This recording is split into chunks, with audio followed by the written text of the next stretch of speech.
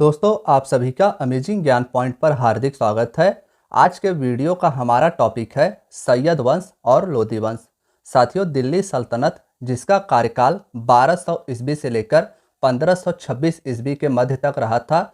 इस सल्तनत के अंतर्गत 5 प्रमुख राजवंशों ने शासन किया था। गुलाम वंश जिसका कार्यकाल 1206 से लेकर 1290 के मध्य तक रहा था। फिर उसके बाद दिल्ली सल्तनत पर खिलजी वंश का शासन होता है। इनके द्वारा 1290 से लेकर 1320 तक दिल्ली सल्तनत पर शासन किया गया था। तीसरा जो दिल्ली सल्तनत का प्रमुख शासक वर्ग था वह था तुगलक वंश। इनका शासनकाल 1320 से लेकर 1412 ईस्वी तक रहा था। चौथा प्रमुख दिल्ली सल्तनत का शासक वर्ग सैयद वंश रहा था। इनका शासनकाल 1414 से लेकर 1451 तक था। और पांचवा और आखिरी जो दिल्ली सल्तनत का प्रमुख शासक वर्ग था वह था लोदी वंश। साथियों, दिल्ली सल्तनत के 5 प्रमुख राजवंशों में से 3 राजवंश गुलाम वंश, खिलजी वंश और तुगलक वंश के बारे में हम सभी ने पार्ट बाय पार्ट 3 वीडियो में इन्हें कवर किया है, जिसका प्लेलिस्ट बना हुआ है। अगर उस वीडियो को आपने नहीं देखा है तो प्लेलिस्ट में जाकर उसे देख लीजिए। और आज का यह वीडियो इस टॉपिक का हमारा चौथा पार्ट है। आज हम सभी सैयद वंश और लोदी वंश के बारे में इस वीडियो में विस्तार से जानेंगे। तो चलिए दोस्तों, वीडियो को बिना देरी से स्टार्ट करते हैं। साथियों, वीडियो में सबसे पहले हम सैयद वंश के बारे में जानेंगे कि इनका शासनकाल कब से कब तक रहा था और इनके प्रमुख शासक वर्ग कौन से थे।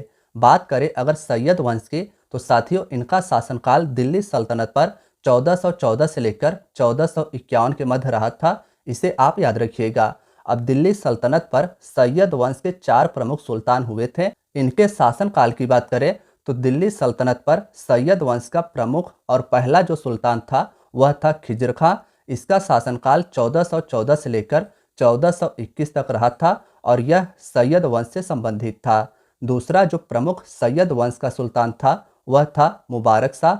इसका शासनकाल खिज्र खां के बाद 1421 से लेकर 1434 तक रहा था और यह भी सैयद वंश से संबंधित था। साथियों, सैयद वंश का तीसरा प्रमुख शासक मोहम्मद शाह था। इसका शासनकाल 1434 से लेकर 1445 तक रहा था और यह भी सैयद राजवंश से संबंधित था। चौथा महत्वपूर्ण शासक सैयद वंश का अलाउद्दीन आलम शाह था और इसका शासनकाल 1445 से लेकर 1451 तक रहा था और यह भी राजवंश सैयद से संबंधित था। अब साथियों, आगे के वीडियो में हम सभी सैयद वंश के एक एक सुल्तान के बारे में विस्तार से जानेंगे।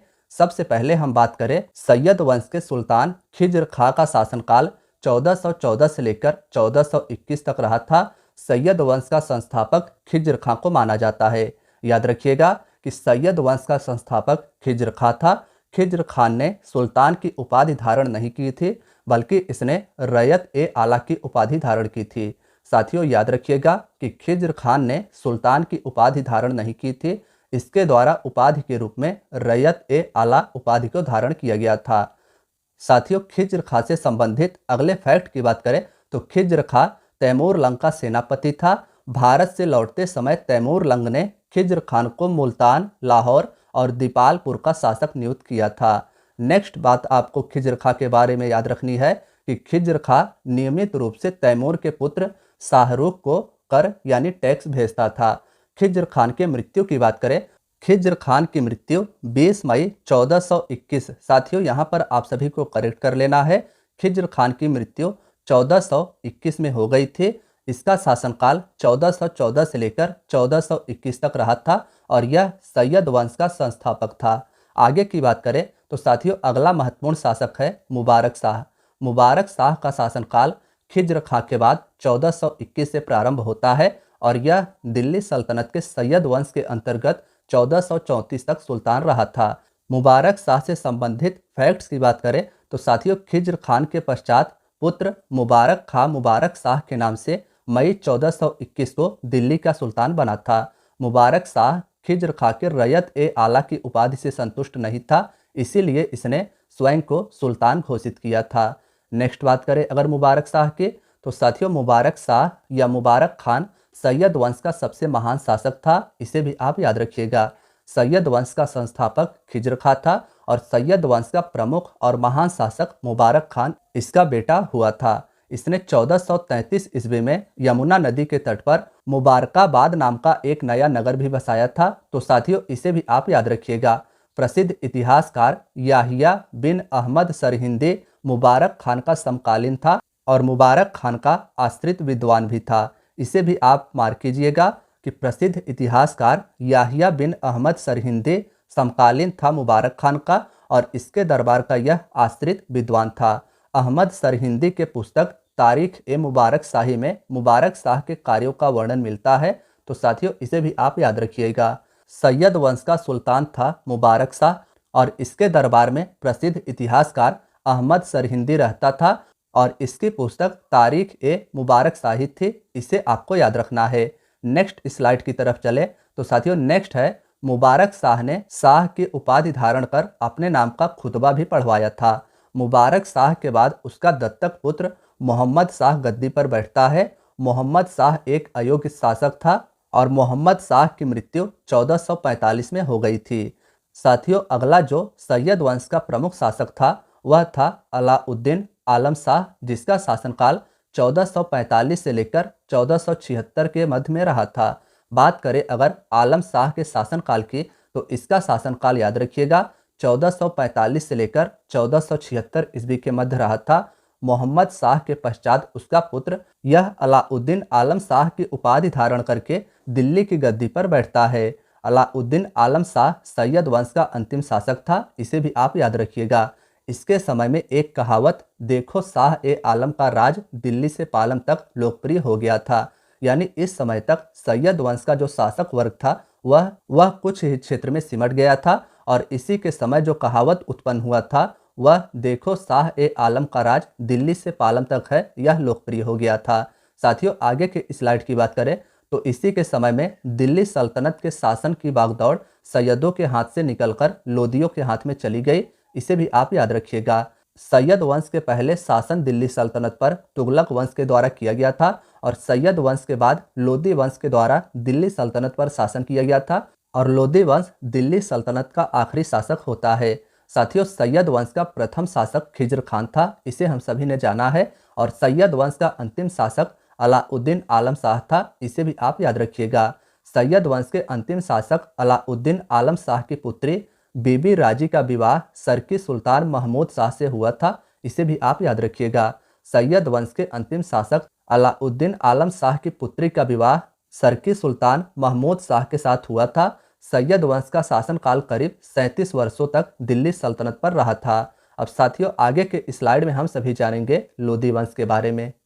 लोदी वंश के बारे में सबसे पहले आप सभी को यह याद रखना है कि लोदी वंश का शासनकाल सैयद वंश के बाद आता है दिल्ली सल्तनत पर और इनका शासनकाल 1451 से लेकर 1426 के मध्य रहा था। और इस वंश के 3 प्रमुख शासक हुए थे जो थे बहलोल लोदी। इसका शासनकाल 1451 से लेकर 1489 ईस्वी तक रहा था और यह लोदी राजवंश से संबंधित था। दूसरा जो लोदी वंश का प्रमुख शासक था वह था सिकंदर लोदी। यह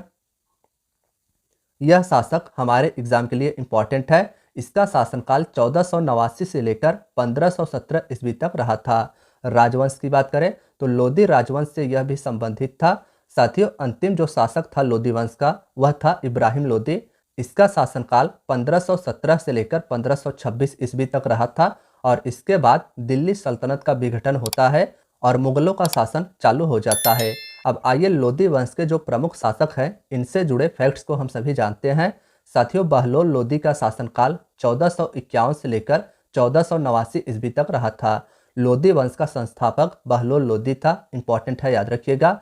लोदी वंश का संस्थापक कौन था? तो बहलोल लोदी था, जो 19 अप्रैल 1451 को दिल्ली के सिंहासन पर बैठता है। आगे बात करें अगर साथियों तो सैयद वंश के अंतिम शासक अलाउद्दीन आलम शाह की पुत्री बीबी राजी से सरकी सुल्तान महमूद शाह का विवाह हुआ था, जिसे हम सभी ने आगे ही जाना था। बहलोल लोदी और मोहम्मद शाह की सेनाओं के मध्य पानीपत के निकट नरेला नामक स्थान पर युद्ध हुआ था, तो इसे भी आप याद रखिएगा।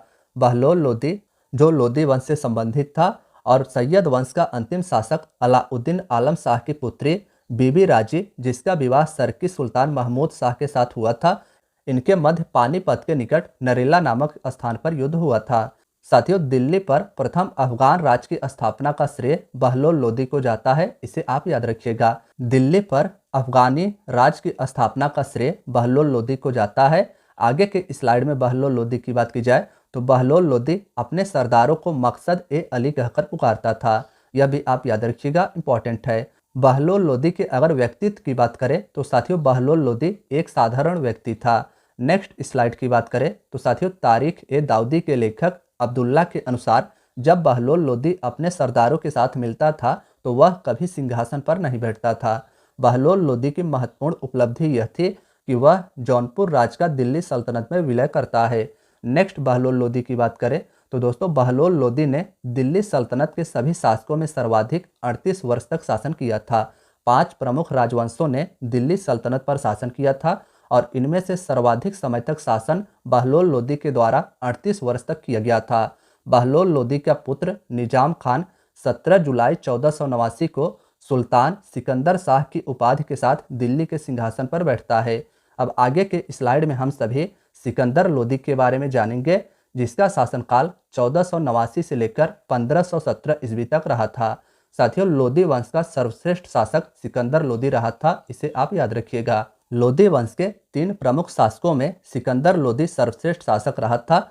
सिकंदर लोदी ने 1504 ईस्वी में आगरा शहर की स्थापना की और 1506 ईस्वी में आगरा को अपनी राजधानी बनाई थी। आगरा को राजधानी किसने बनाई थी? तो सिकंदर लोदी ने, जो लोदी वंश से संबंधित था, और आगरा शहर के स्थापना का श्रेय भी सिकंदर लोदी को दिया जाता है। साथियों, सिकंदर लोदी गुलरुखी के उपनाम से फारसी में कविताएं लिखता था, तो इसे भी आप याद रखिएगा। सिकंदर लोदी ने भूमि के नाप के लिए पैमाना गज ए सिकंदरी प्रारंभ किया, जो 30 इंच का होता था। गज ए सिकंदरी 30 इंच का होता था, जिसे सिकंदर लोदी ने भूमि के नाप के लिए इजाद किया था। साथियों, सिकंदर लोदी के आदेश से संस्कृत के एक आयुर्वेदिक ग्रंथ का फारसी में अनुवाद किया गया था, जिसका नाम था फरंगहे सिकंदरी, तो इससे भी आप याद रखिएगा, यह भी क्वेश्चन इंपॉर्टेंट है। आगे स्लाइड में बात की जाए तो साथियों सिकंदर लोदी ने नगरकोट के ज्वालामुखी मंदिर की मूर्ति को तोड़कर उसके टुकड़ों को कसाईयों को मांस तौलने के लिए दे दिया था। साथियों, चलिए अब हम सभी अपने नेक्स्ट स्लाइड की तरफ चलते हैं। नेक्स्ट सिकंदर लोदी की बात की जाए तो सिकंदर लोदी ने मुसलमान को ताजिया निकालने और मुस्लिम स्त्रियों को पीरों तथा संतों के मजार पर जाने पर प्रतिबंध लगा दिया था। नेक्स्ट आपको यह याद रखना है कि गले के बीमारी के कारण सिकंदर लोदी की मृत्यु 21 नवंबर 1517 को हो गई और इसी दिन सिकंदर लोदी का पुत्र इब्राहिम शाह लोदी की उपाधि से आगरा के सिंहासन पर बैठता है। साथियों, जैसा कि हम सभी ने जाना था कि अब सिकंदर लोदी के द्वारा 1504 ईस्वी में आगरा शहर की स्थापना की गई थी और 1506 ईस्वी में सिकंदर लोदी ने आगरा को राजधानी बनाया था और इसके बाद इब्राहिम शाह लोदी आगरा के सिंहासन पर बैठता है। दिल्ली की मोठ मस्जिद सिकंदर लोदी के प्रधानमंत्री यानी वजीर मियाँ भैया ने 1505 ईस्वी में बनवाया था, इसे भी आपको याद रखना है। नेक्स्ट स्लाइड में हम सभी जानेंगे साथियों इब्राहिम लोदी के बारे में। इब्राहिम लोदी का शासनकाल 1517 से लेकर 1526 ईस्वी तक रहा था। 22 नवंबर 1517 में सिकंदर लोदी के पश्चात इब्राहिम लोदी सुल्तान बना और यह लोदी वंश का अंतिम शासक था। लोदी वंश का प्रथम शासक बहलोल लोदी था और लोदी वंश का अंतिम शासक कौन था? तो इब्राहिम लोदी आप याद रखिएगा। 21 अप्रैल 1526 ईस्वी को पानीपत के प्रथम युद्ध में इब्राहिम लोदी बाबर से हार गया था। इस युद्ध में वह मारा भी गया था। यह युद्ध आपको याद रखना है। पानीपत का प्रथम युद्ध 21 अप्रैल 1526 में इब्राहिम लोदी और बाबर के मध्य हुआ था और इसके बाद बाबर के द्वारा मुगल वंश की नींव रखी गई थी। साथियों, आगे की स्लाइड में इब्राहिम लोदी की बात करें तो इब्राहिम लोदी दिल्ली का प्रथम सुल्तान था जो रणभूमि यानी युद्ध के भूमि में वीरगति को प्राप्त हुआ था। इब्राहिम लोदी की मृत्यु के पश्चात दिल्ली सल्तनत के अंतर्गत प्रथम अफगान राज्य समाप्त हो गया, इसे भी आप याद रखिएगा। साथियों, आगे के स्लाइड की बात करें तो इब्राहिम लोदी दिल्ली सल्तनत का अंतिम सुल्तान था जिसकी मृत्यु के पश्चात दिल्ली की सत्ता मुगलों के हाथों में चली गई। तो साथियों, आज की आपकी वीडियो यहीं तक थी। वीडियो अगर पसंद आई हो तो वीडियो को लाइक अवश्य कीजिएगा। चैनल पर नए हैं तो चैनल को सब्सक्राइब भी कर लीजिएगा और अपने दोस्तों के साथ वीडियो को शेयर करना ना भूलिएगा। धन्यवाद दोस्तों।